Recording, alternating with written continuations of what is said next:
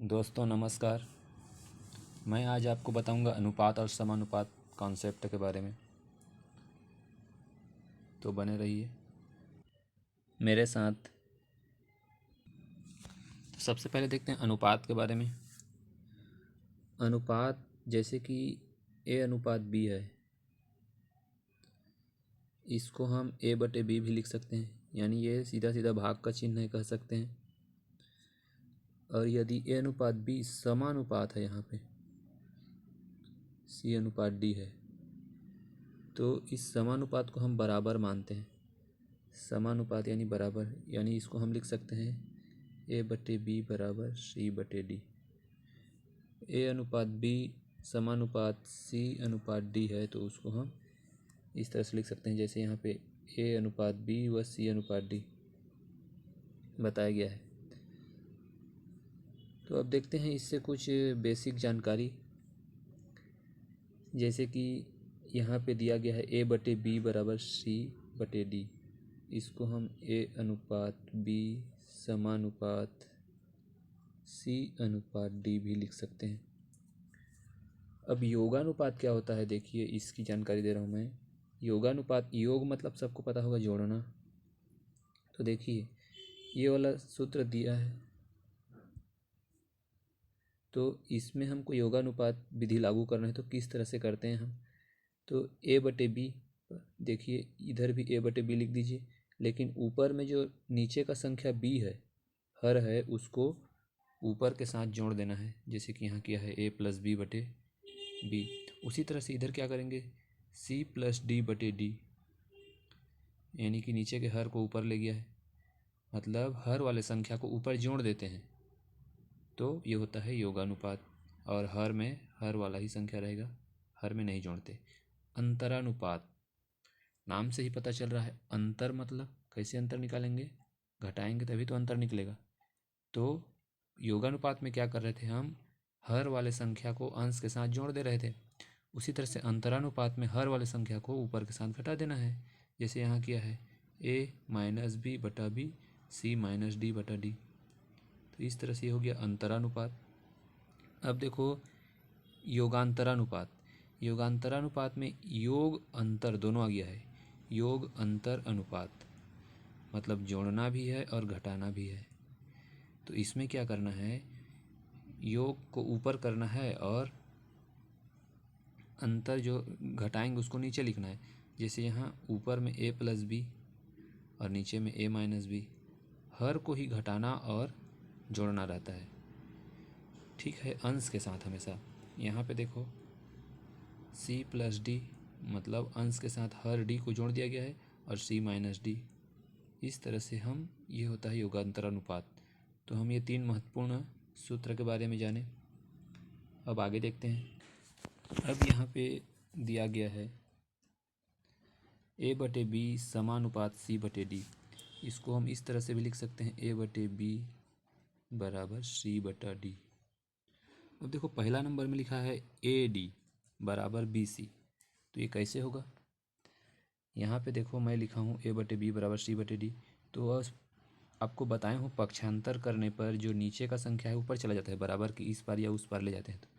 तो इस D को इधर ले आइए, D को पहले इधर ले आइए, तो ये AD हो जाएगा इसके साथ जुड़ के। और B को इधर ले जाएंगे तो ये BC या C भी लिख सकते हैं। BC लिख दें तो भी वही है, या C भी लिख दें तो भी वही है। तो AD बराबर BC, देखो यहाँ लिखा है AD बराबर BC, तो पक्षांतर कर दिया है। उसी तरह से दूसरा नंबर को देखो, A बराबर BC/D, ये पहले मैंने लिखा था। अब इसमें A बराबर हमको करना है, केवल A बराबर निकाला गया है, तो A को बस इस पार रहने देंगे और B को उधर ले जाएंगे तो क्या होगा, ऊपर चला जाएगा। बाकी D को हम इधर ही रहने दे रहे हैं, तो A बराबर क्या हो जाएगा, B और C गुणा हो जाएगा, तो BC/D। इस तरह से पक्षांतर किया है, ठीक है। उसके बाद तीसरा नंबर देखिए, B बराबर AD/C। अब केवल B को इस पार रखा है, लेकिन B तो यहाँ नीचे में है, तो हमको क्या करना है, हम B को इस पार ले गए थे, सबको पता है, BC/D हुआ ये। अब देखो b को केवल इस पार रखो और बाकी सबको इधर ले आओ, तो ये d इसके साथ आएगा तो AD हो जाएगा, नीचे में ऊपर में आ जाएगा, तो ये हो गया AD।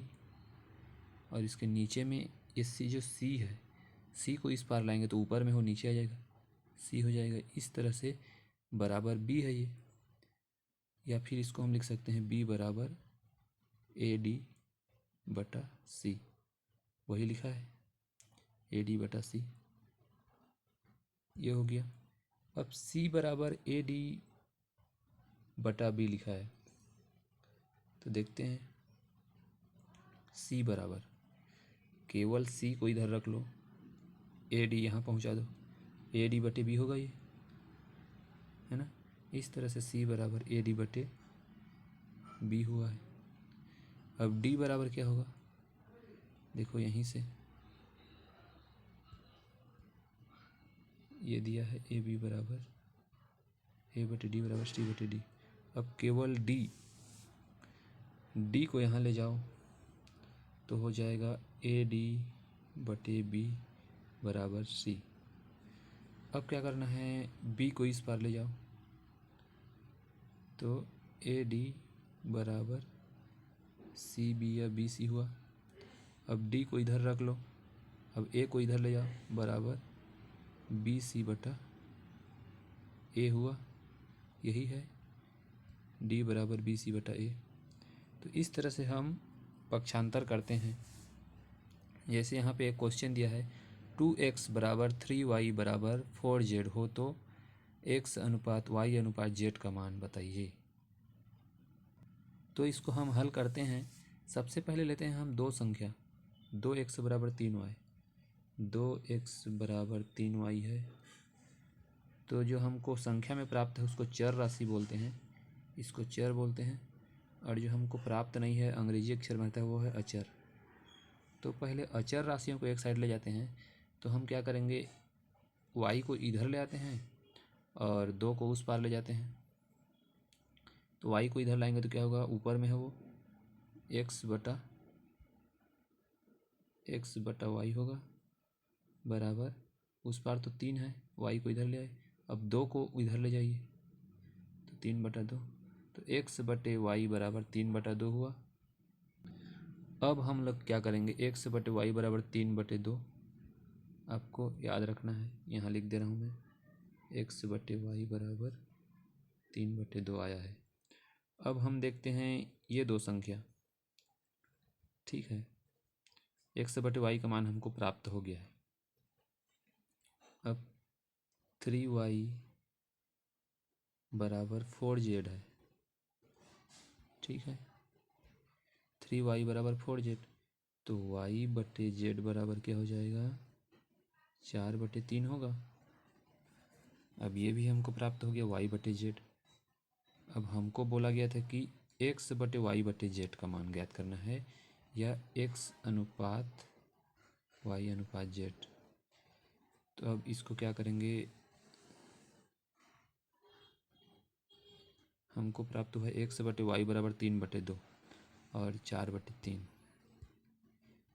x बटे y बराबर 3 बटे 2 और y बटे z बराबर 4 बटे 3, ये हमको प्राप्त हुआ है। अब हमको x अनुपात y अनुपात z का मान ज्ञात करना है। तो पहले हम लोग x y निकाले थे, तो यहाँ x y लिख दो, x अनुपात y, और यहाँ पे लिख सकते हैं y अनुपात z। मैं y को एक सीध में लिखा हूँ ताकि हमको कन्फ्यूज ना हो। अब हमको x y का मान क्या प्राप्त हुआ है, 3 अनुपात 2 प्राप्त हुआ है, तो यहाँ पे 3 अनुपात 2 लिख दीजिए। और यहाँ पे क्या प्राप्त है, 4 अनुपात 3। तो देखो हम जो है यहाँ पे y का मान 2 प्राप्त हुआ है, दो जगह अलग अलग प्राप्त हुआ है, 2 और 4।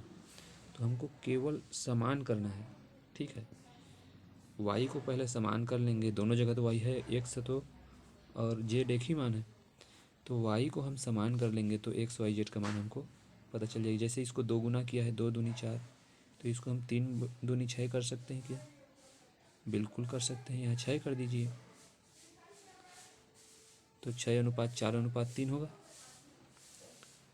यदि हम इस 6:4 से x/y यहाँ पे x/y या x/y का मान ज्ञात करेंगे तो उतना ही आएगा 3/2। देखना ये 6:4 कर दिए हैं हम। इसको जब कटाएंगे 2 दूनी 4, 2 तिया 6, 3:2 हो गया। मतलब ये भी गलत नहीं है। इस तरह से हमको प्राप्त हुआ x/y/z का मान 6:4:3। अब ऑप्शन में देखते हैं कि कहाँ पे है 6:4:3। देखिए यहाँ सी नंबर में दिया है 6:4:3। इस तरह से हम अनुपात वाले संख्याओं को हल करते हैं। अब देखो यहाँ एक क्वेश्चन दिया है, दो संख्या का अनुपात है 8:5 और बड़ी संख्या और छोटी संख्या से 27 अधिक है बोल रहा है। तो ये जो 8 वाला है 5 वाले संख्या से 27 अधिक है, तो हम इसको इस तरह से हल कर सकते हैं। पहली संख्या तो 8 पहली संख्या बड़ी 8 होगा। मतलब पहले हम दोनों संख्याओं को मान लेते हैं। बड़ी संख्या है मान लो 8 के बोला है, यहाँ पे हम लोग x मानते हैं, 8x भी मान सकते हो। और छोटी संख्या को क्या मानेंगे 5x। दोनों का अंतर बोला गया है। देखो बड़ी संख्या छोटी से 27 अधिक है, मतलब दोनों का अंतर निकाल रहे हैं तो कितना आ रहा है 27 आ रहा है। तो संख्याओं का योग ज्ञात कीजिए। अब हमको इनको 8x प्लस 5x का मान ज्ञात करना है। इनको जोड़ने पर कितना आएगा, तो पहले तो हम x का मान ज्ञात कर लेते हैं। 8 में 5 घटाएंगे तो 3x होगा। 3x बराबर हो गया 27। x बराबर क्या हो जाएगा 27/3, 3×9 27। अब हमको x का मान कितना मिल गया 9 मिल गया। तो हम पहली संख्या को 8x माने थे बड़ी संख्या, तो 8x का मान क्या हो जाएगा 8 × 9 होगा। 8 9 72 हो गया। ठीक है, 8x का मान पहला संख्या 72 मिल गया हमको। अब दूसरा संख्या है 5x था। 5x मतलब क्या होगा, x का मान 9 आया था तो 5 × 9 होगा। 5 9 45। दूसरी संख्या हो गया 45। अब इनको जोड़ने पर कितना आएगा बोला था, संख्याओं का योग ज्ञात कीजिए बोला था। तो अब इन दोनों संख्या को जोड़ सकते हैं, है ना। 8x - 5x बराबर 72 + 45। इसको जब जोड़ेंगे तो कितना आएगा 5 2 7 और 4 7 4 11 117। 117 आप कौन से ऑप्शन में देखिए, डी ऑप्शन। इस तरह से इसका उत्तर आ गया 117।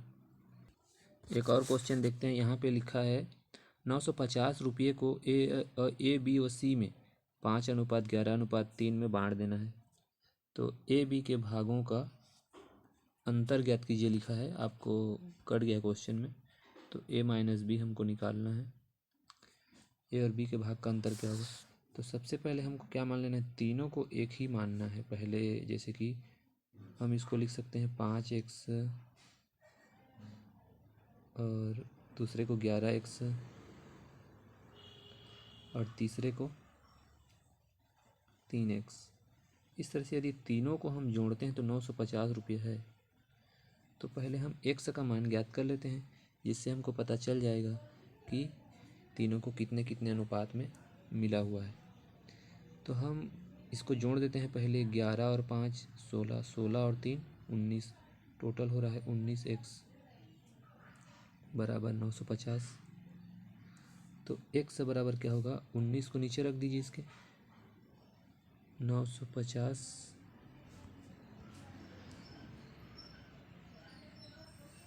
बटा 19।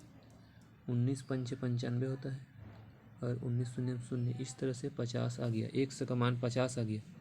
तो पहला जो 5x है इसका मान क्या हो जाएगा 50 × 5, 5 × 5 = 25, मतलब 250 हो गया। इसको मिला 250। 11 × 50 करें तो 11 × 5 = 55, 550 हुआ इसका। और 3x मतलब 5 या 15, ये 150 होगा, 150। इस तरह से 250, 550 और 150 आया। 250, 550 और 150। तो बोला था यहाँ ए बी के भागों का अंतर क्या है। ये ए है, ये बी है और ये सी का मान है। तो ए बी के भाग का अंतर निकालेंगे तो 550 में हम कितना घटाएंगे, 250 घटा दिए।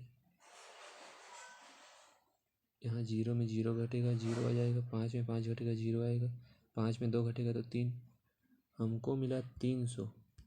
अब ऑप्शन देखो 300 कहाँ है, ए। इस तरह से इसका उत्तर हो गया 300। तो आज के लिए इतना ही दोस्तों। आगे मैं अगले वीडियो में लेकर आऊँगा बहुत सारे कंपटीशन एग्जाम में आए हुए इससे क्वेश्चन अनुपात और समानुपात से। धन्यवाद।